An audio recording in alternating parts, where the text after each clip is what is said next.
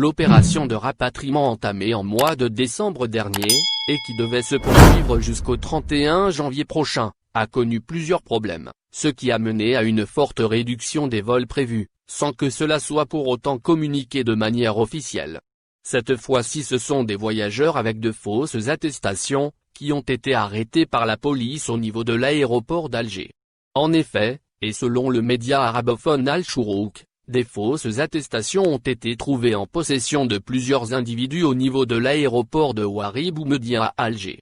Aucune précision n'a été cependant rapportée concernant le nombre de ces individus ni sur leur destination.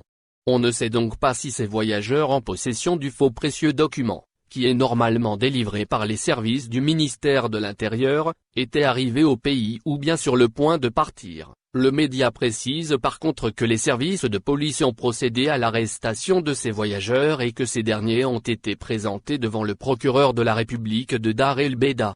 Il est utile de rappeler que ces attestations sont nécessaires pour chaque Algérien qui veut voyager et qui ne répond pas aux critères qui lui permettent d'embarquer au bord d'un des vols spéciaux. Elles sont normalement délivrées par le ministère de l'Intérieur après une étude de la demande du passager. L'instauration de l'obligation de détenir une attestation pour voyager vers l'Algérie a été pointée du doigt par plusieurs membres de la communauté algérienne installée à l'étranger, mais aussi par des députés algériens, qui trouvent que cette décision contribue à l'infortune rencontrée par l'opération de rapatriement et dans sa gestion qualifiée de catastrophique.